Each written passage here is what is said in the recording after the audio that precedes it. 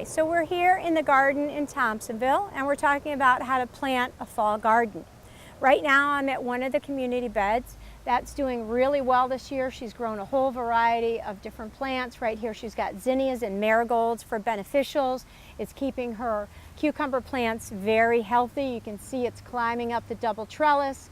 It's supported, and the cucumbers are doing really well growing. They're easy to harvest and they're far away from the soil to avoid any soil-borne diseases. But today we're talking about planting a fall garden. So this gardener has decided to remove some of her spring planted vegetables like spinach and radishes and lettuce that is now gone to a bolting stage, or the end cycle of the living plant. And she wants to plant for a fall garden. So she has cleaned her garden space of the garden debris. She's cut the stems at the soil level. She's also brought in some nice mulch, some grass clippings, to add fertility to her soil as well as help hold moisture. So she's put in the clippings. We're going to pull it back and you can see that the soil is nice and moist and ready to go. So a couple things to get ready before you plant is, number one, do your research. What kind of foods do you want to eat in the fall? Any of the spring planted greens are fine: arugula, spinach, lettuces, radishes, peas, and kale would be fine to plant now. I've talked earlier about when to plant the seeds, so follow that schedule as well as a schedule that we have posted in the Thompsonville Community Garden Shed. So today what I'm going to do is show you an example of how to plant in an existing bed for a seedling as well as for seeds. So first we're going to start with the seedling. So as you can see, I'm very close to a lot of plants. If I were to just dig with a big shovel, I would disrupt the soil and the nearby roots and would further harm them and stress them out. So I want to go in a small area away from where the roots are from those plants, dig my hole just appropriate for the size of the plant in the pot, the same depth. You can see that the soil here is really moist, and that's very important when you're planting new seedlings or seeds. It's very important to have moist soil. The reason for that is you want to make sure that your new plant going in the ground has moisture, because the surrounding plants nearby are mature and their roots are everywhere and they're going to go for that water first. So you want to make sure that there's enough moisture in the soil for all the plants. So here's my rosemary. It's been in a pot. I got it a while ago. Here's an example of the roots encircling. It was getting tired of being in the pot. It continued to grow and it grows in a circle. So if I were to put this in the ground, it would be stunted. It wouldn't grow right away. So what I do to help it grow right away is I gently remove the bottom encircled roots, put those in my compost pile, and now I have gently torn and exposed the roots. They're ready now to spread out into the soil. I'm going to put it into the hole and just gently bring the soil back around so that the plant is at the same level in the garden as it was growing in the pot. So I haven't disrupted the soil around these other plants. I haven't disrupted the roots. So I'm planting it in there, tapping it down to make sure that there's no holes. For any problems, you want to make sure that it's pressed down. I do my circle for a trough for watering. And when I water at the soil level, not from above. I make sure that the water is going right to where the roots will be able to absorb it.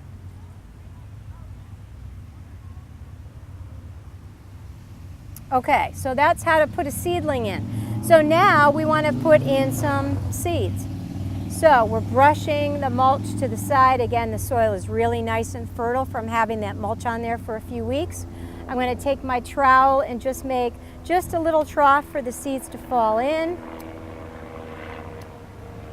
I'm going to follow the instructions on the back of my packet as far as how to space out the seeds.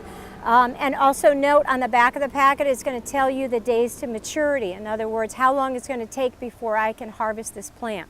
When you're planting in the fall, those days are going to change. We are now in decreasing day length. We've passed the summer solstice, so we're losing daylight in the evening and the morning. And so that affects how long it takes your plant to mature. So this lettuce will mature in 60 days if I plant it in spring. If If I plant it in the fall, it's probably closer to 75 days. So I'm figuring that out ahead of time so I know when I want to harvest this. Do I want to harvest this for Thanksgiving? Do I want to harvest this in October for Halloween? Do I want to harvest this in September? I'm counting backwards 75 days to figure out when I should put this in the ground. So I'm opening up the packet, taking out a few seeds, spacing them out as recommended on the seed packet, planting them at the seed depth that's recommended, watering, tapping down the soil, and I'm done.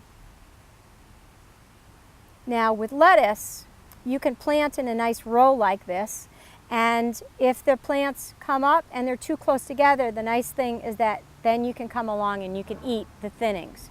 If you're planting something like radishes, which are very common to plant now, you want to plant them according to the spacing on the packet because they're a root and they need the room to spread out. So you want to make sure you're allowing an inch between each seed to allow that radish to grow into the size that you want to harvest. So we planted lettuce, we planted rosemary in here. These are all plants that will do great in the fall. What I could do now and what I do in my garden at home is actually to put some mulch right over this. What this will do is it'll shade it, give it more cooler temperatures so that when it grows, it is protected and it's not stressed out by the summer heat in August. It's going to maintain moisture, and as the mulch breaks down, it will add fertility to the soil for next year. So you're always thinking of next year's garden. Next, we're going to be looking at protecting these mature plants to continue growing through the cool temperatures and the frost. If you have decided to plant for a fall harvest, it is now mid-July and time to get started. I talked a few weeks ago about the benefits of fall gardening in raised beds, and today I want to give you the information on how to go about that. You should have researched what foods to plant now that you want to be eating in early to late fall.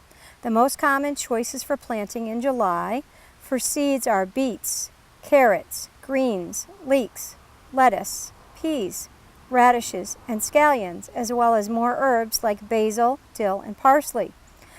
Also, you can plant seedlings or 3 to 4 week old plants found in nurseries that would include the brassica family like broccoli, cabbage, cauliflower, kale, and kohlrabi.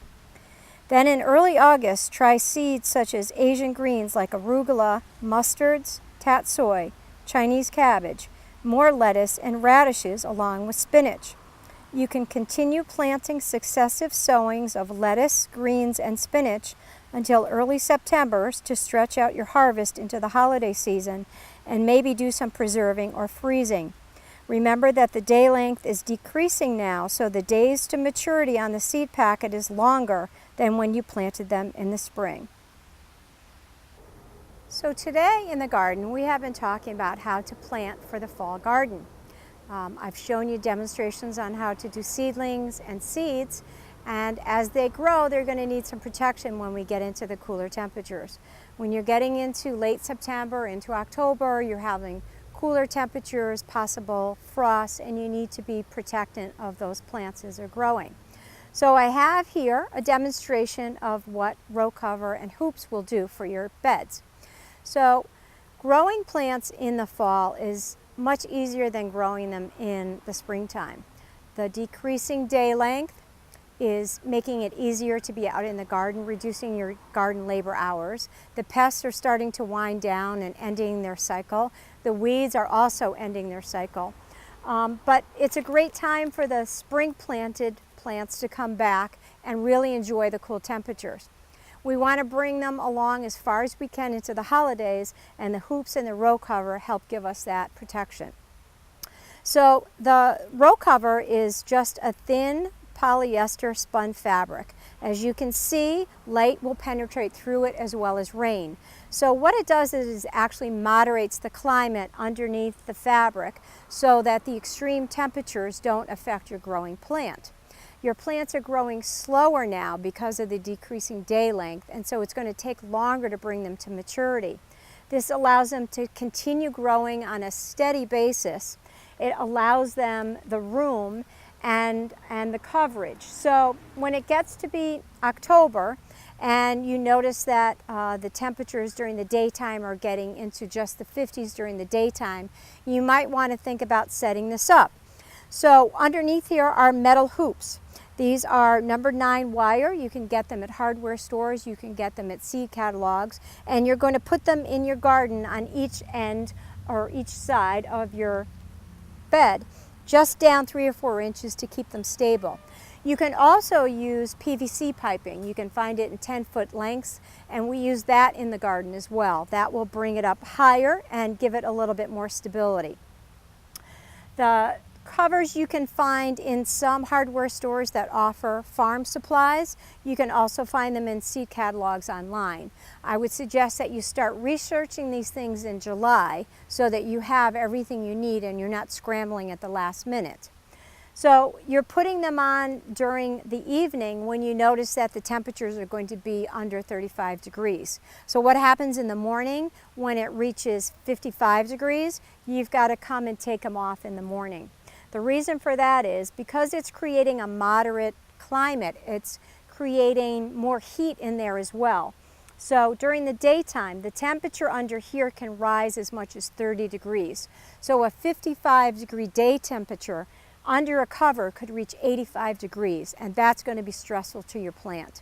So you need to come on those days when the temperatures are warm and remove them in the daytime so your plants don't cook.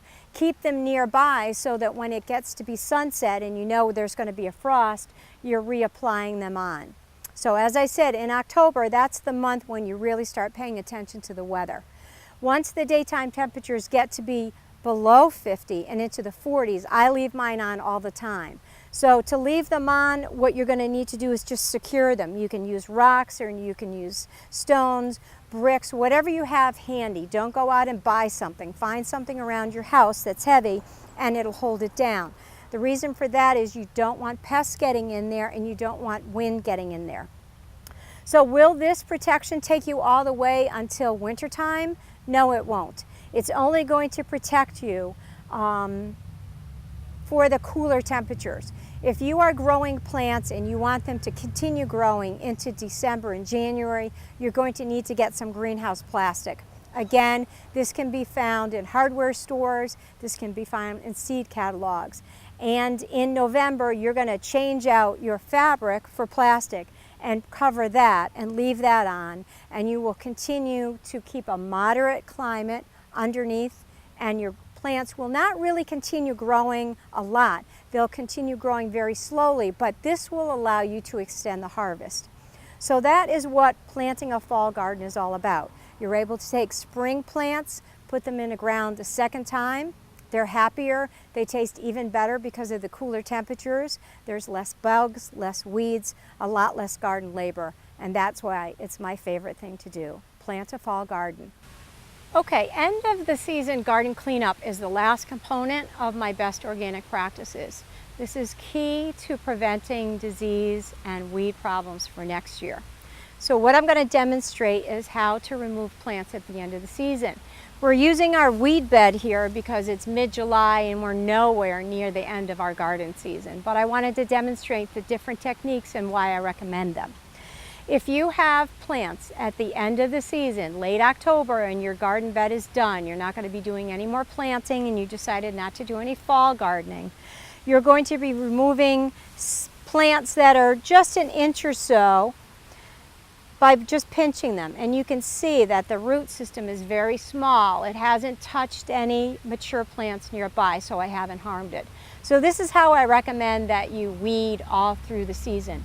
If it's an inch or less, pull it out by just pinching it and then throw this in the garden compost. So just pinch and remove, pinch and remove. And you can see the different types of root systems. There's a tap root system there. This is shallow, but as these plants get bigger, you can just imagine where these roots are going. Well, let's look. So this is a mature weed that wants to go to flower and then to seed. And this is how much room it's taking up. So if I had a squash plant nearby or I had a tomato plant nearby and I decided to weed, I would be, number one, removing all the soil. I would be disrupting the soil microbes that are at work underneath here, and I would be removing all of these roots that are actually food for the soil microbes. So there's 3 reasons not to pull out something this monstrous. Hopefully you won't let it grow to this size either. So you can see I have a big 3 to 4 inch gap in my soil that I would have to replace. So that is why I don't recommend pulling at the end of the garden season. But yes, you do need to remove those weeds at the end of the season. You need to remove garden debris from your plants, whether it's your lettuces or your broccoli, by cutting it at the soil level, like this. I'm removing the stems, I'm removing everything that would photosynthesize and continue growing. I'm allowing the stems now to break down, I'm allowing the roots to break down and feed the soil microbes, keeping the soil much more fertile for next year. So these are my tips on weeding. End of the season is very important to get rid of garden debris. As I've said in some of the earlier videos, garden debris is where pests survive.